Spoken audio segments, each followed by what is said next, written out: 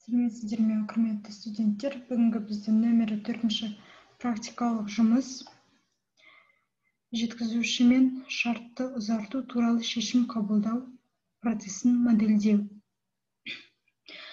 Ақпараттық логистика пәні бойынша логистика мамандығының студенттеріне арналған әзірлеген көлік техникасы және логистика жүйелер кафедрасының ассистенті Төкенбаева Сандуғаш Амангелдиновна. Жұмыстың мақсаты келісім шартты ұзарту туралы шешім қабылдау процесінің моделімен танысу. Жұмыстың орындау тәртібі. Бірінші, жеткізудегі орташа кешігудің өсу қарқынын есептеңіз. Екінші, бағаның орташа өлшенген өсу қарқынын есептеңіз. Үшінші, сапасыз материалдарды жеткізудің өсу қарқынын есептеңіз. Төртінші, сатушының рейтингін есептеңіз. Қысқаша теориялық ақпарат. Білікті жеткізушіні таңдау бұл ұйымға қажетті барлық материалдарды сатып алуға жауап беретін жеткізу саласындағы стратегиялық шешімдердің бірі. Бұл кәсіпорынның логистикалық стратегиясын жасау процесінің құрамдас бөлігі. Жеткізушіні таңдау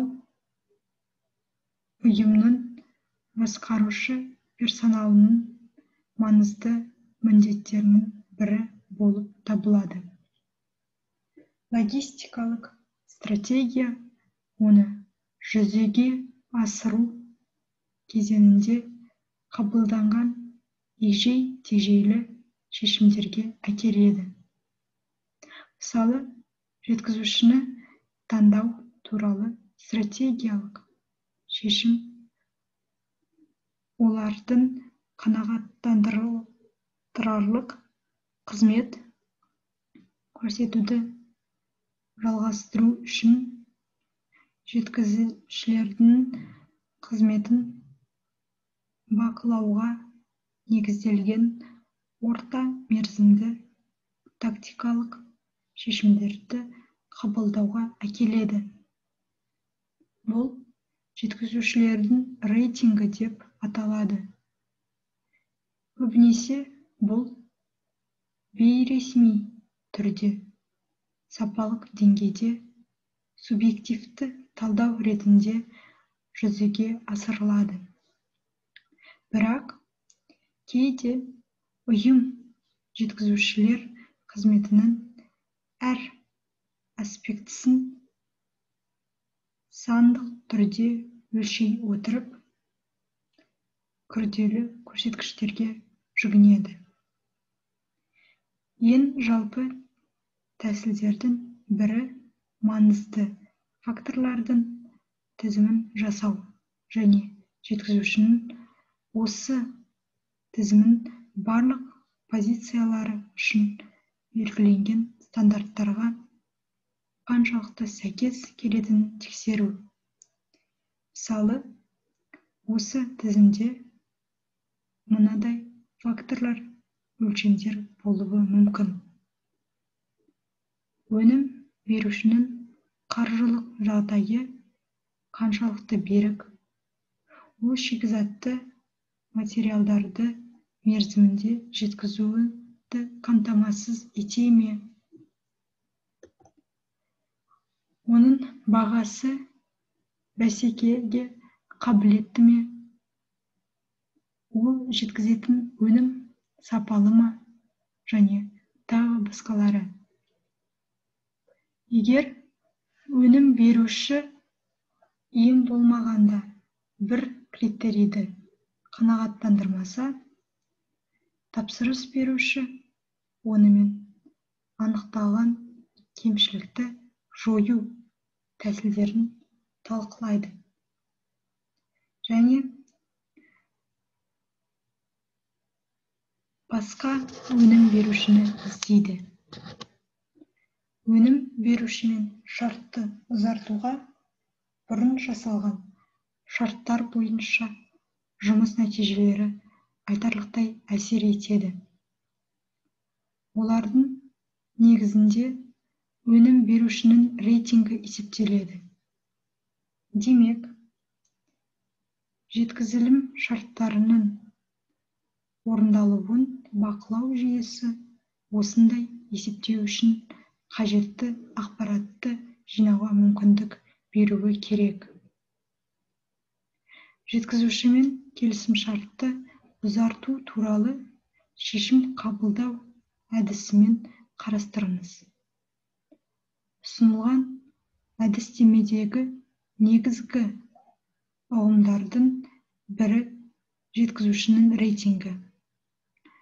Оны жеткізушілердің құрылымдық қатарының барлық позицияларының рейтингісінде жеткізуші алатын орын деп түсінуі керек. Жеткізушінің жоғары рейтингі жеткізуші жұмысының теріс сипаттамаларының көбірек болуын көрсетеді. Бұл жағдайда ең төменгі рейтингі бар жеткізушіге артықшылық беру керек. Алайда рейтингі жоғары жеткізушілерден бас тартуға болмайды.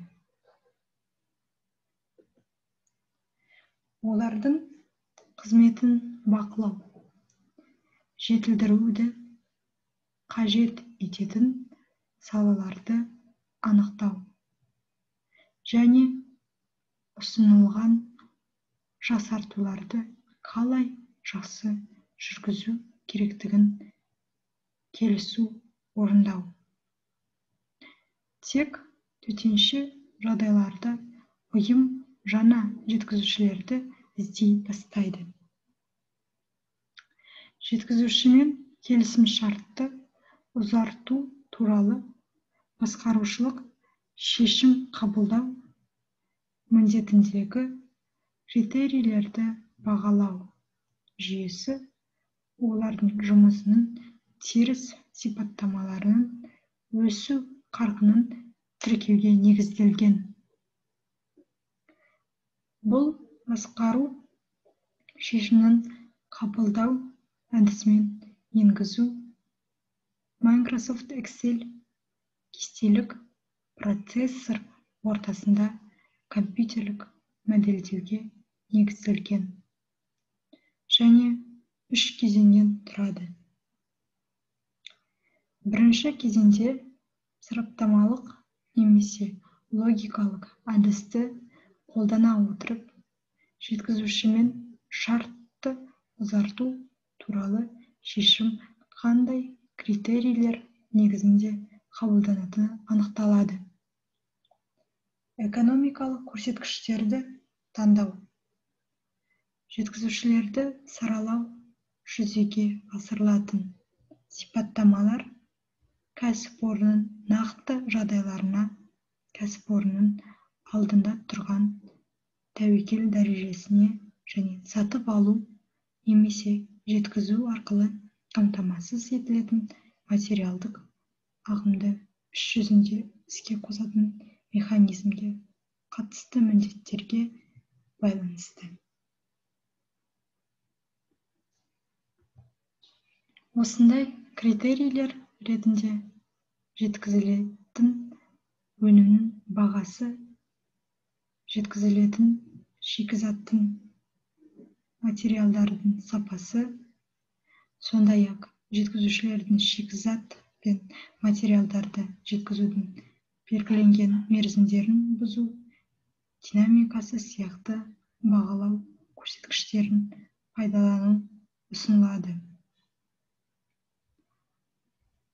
Алайда критерийлер тізімі кәсіпорынның жеткізушілерге қоятын талаптарына байланысты өзгеруі мүмкін. Жеткізушілерді сараптамалық бағалау үшін жеткізушімен шартты ұзарту туралы басқарушылық шешім қабылдаудың екінші кезеңінде олардың жалпы жиынтығындағы әрбір өлшемнің салмағы анықталады. Оны 4/1 кестеде көре аласыңдар. Өлшемдердің барлық таразыларының қосындысы бірлікке тең болуы керек. 4/1 кестеде өнім берушінің рейтингін есептеу кезіндегі көрсеткіш салмағы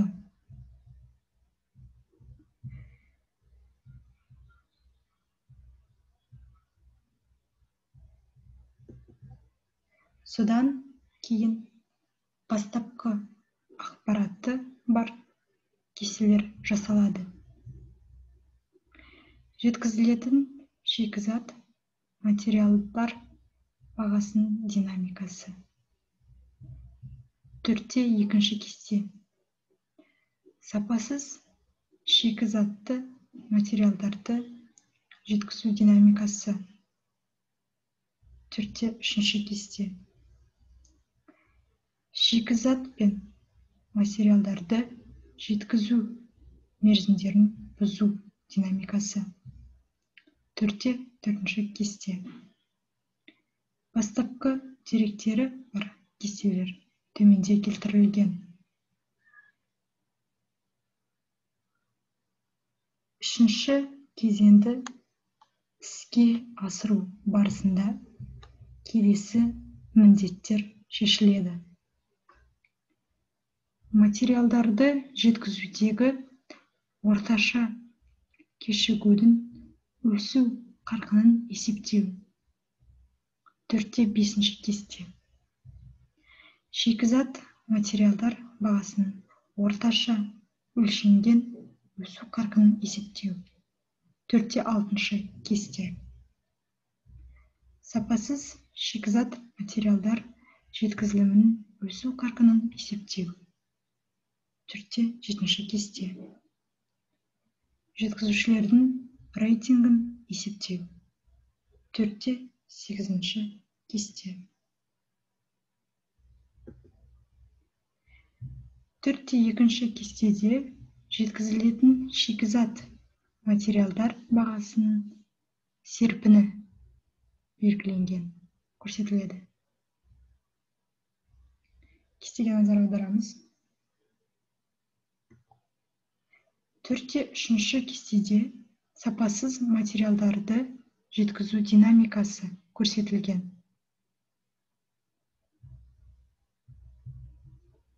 Ресурстармен қамтамасыз ету бұзылыстарының өсу қарқынын есептеу. Шикізат материалдар жеткізудегі орташа кешігу. Ресурстармен қамтамасыз ету мүмкіндіктерін талдау. Өнімнің бәсекеге қабілеттілігін қамтамасыз ету үшін маңызды. Өйткені барлық өндірістік кәсіпорындар өнімді қажетті мөлшерде белгілі бір сапада және жеткілікті ассортиментте өндіруге қажетті шикізат пен материалдарды тұтыну және пайдаланудың күрделі проблемасына тап болады.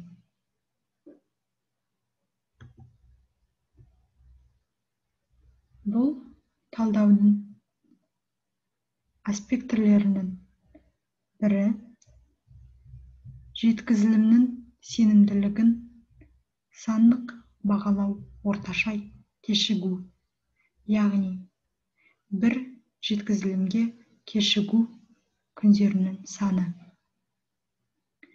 Бұл мән белгілі бір кезеңдегі кешігу күндерінің жалпы санын сол кезеңдегі шикізат пен материалдарды жеткізу санына бөлуден бөлу ретінде анықталады.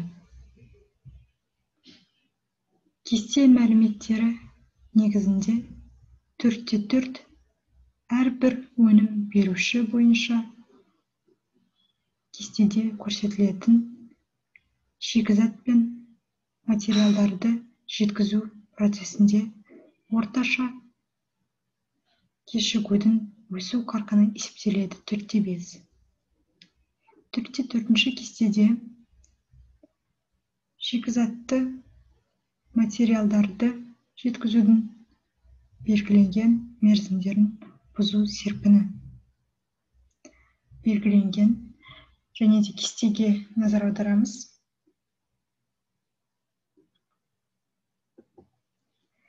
4/5 кестеде шикізат пен материалдарды жеткізуді орташа кешігудің өсу қарқынын есептеу.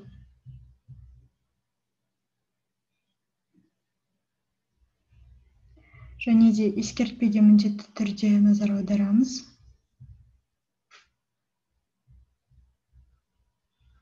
Шикізат материалдар бағасының орташа өлшенген өсу қарқынын есептеу. Бағаның орташа өлшенген өсу қарқынын есептеу үшін келесі белгілерді енгіземіз.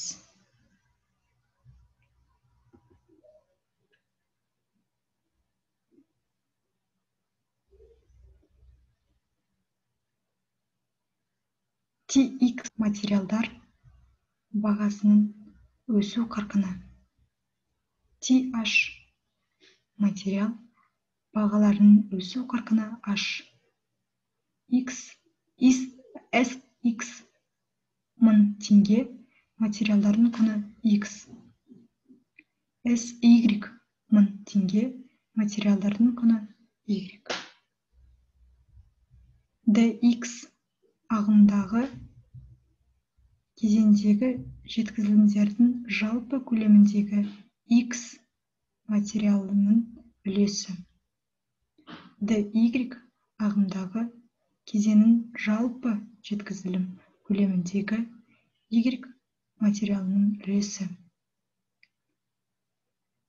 TC әрбір жеткізуші үшін бағаның орташа өлшенген өсу қарқыны. Кесте мәліметтері негізінде екі бағаның орташа өлшенген өсу қарқыны есептеледі. Бұл есептеу алгоритмі кестеде көрсетілген. 4/6 кестеде шикізат материалдар бағасының орташа өлшенген өсу қарқынын есептеу.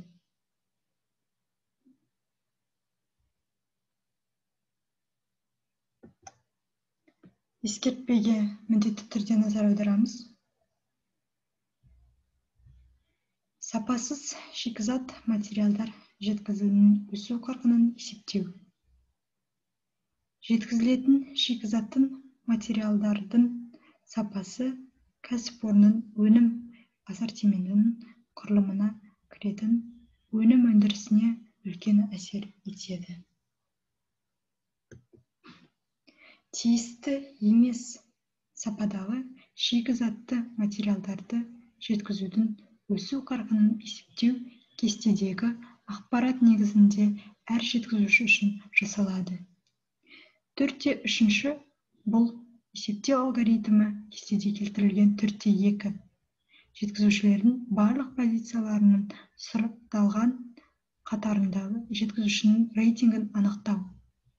Жеткізушілердің рейтингін есептеу үшін әр көрсеткіш критерий үшін салмаққа өсу қарқынын алынған мәні есептеп, оны жұмыстарды есептеу қажет. Бұл есептеулердің нәтижелері кестеде келтірілген 4-8. Ал 4-7 кестеде сапасыз шикізат материалдар жеткізілімнің өсу қарқынын есептеу.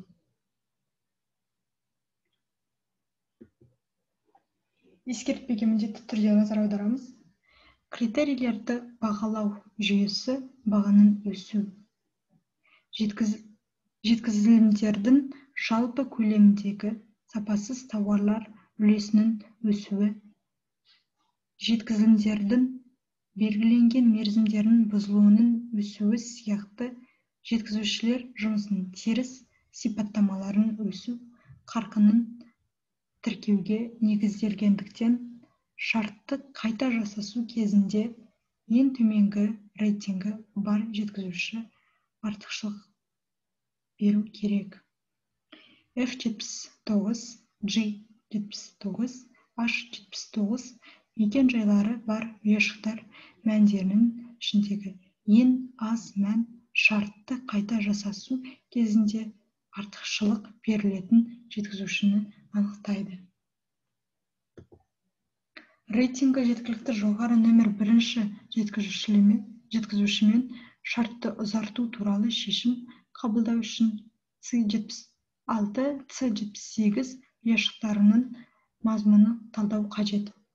C77 ұяшығының мазмұны материалдың сапасы 32,78%-ға нашарланғанын, ал C78 ұяшығының мазмұны шикізат пен материалдарды жеткізудің сенімділігі 42,86%-ға нашарланғанын көрсетеді. Демек, осы жеткізушінің қызметтерінен бас тарту мүмкіндігі бар. Бірақ, соңғы жауап ең алдымен нақты сандық көрсеткіш.